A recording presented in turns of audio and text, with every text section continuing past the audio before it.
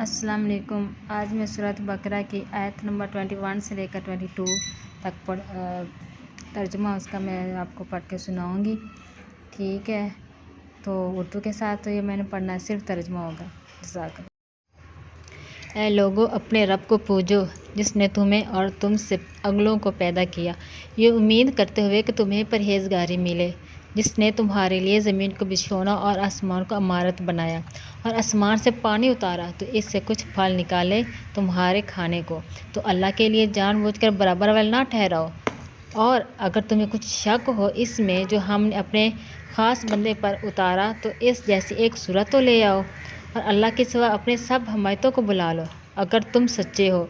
फिर अगर ना ला सको और हम फरमाए देते हैं कि हरगिज़ ना ला सकोगे, तो डरो उस आग से जिसका ईंधन आदमी और पत्थर हैं, तैयार रखी है काफिरों के लिए। और खुशखबरी दे उन्हें जो ईमान लाए और अच्छे काम किए कि उनके लिए बाग हैं जिनके नीचे नहरें रवां हैं। जब उन्हें इन बागों से कोई फल खाने को दिया जाएगा, सूरत देकर कहेंगे ये तो वही रिज़्क है जो हमें पहले मिला था, और वो सूरत में मिलता जुलता उन्हें दिया गया। और उनके लिए इन बागों में सुथरी बीवियां हैं और वो इनमें हमेशा रहेंगे।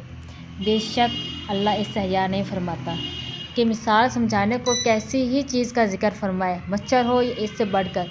तो वो जो ईमान लाए वो तो जानते हैं कि ये उनके लिए रब की तरफ से हक है। रहे काफिर, वो कहते हैं ऐसी कहावत में अल्लाह का क्या मकसूद है। अल्लाह बथेरों को इससे गुमराह करता है और बथेरों को हिदायत फरमाता है और उससे उन्हें गुमराह करता है जो बेहुक्म है।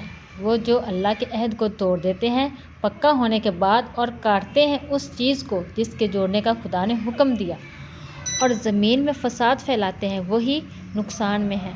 भला तुम क्यों कर खुदा के मुनकिर होंगे, हालांकि तुम मुर्दा थे, उसने तुम्हें जिलाया, जिंदा किया, फिर तुम्हें मारेगा, फिर तुम्हें जिलाएगा, जिंदा करेगा, फिर उसकी तरफ पलट कर जाओगे। वही है जिसने तुम्हारे लिए बनाया जो कुछ ज़मीन में है, फिर आसमान की तरफ इस्तवा कसद फरमाया, तो ठीक 7 आसमान बनाए, वो सब कुछ जानता है।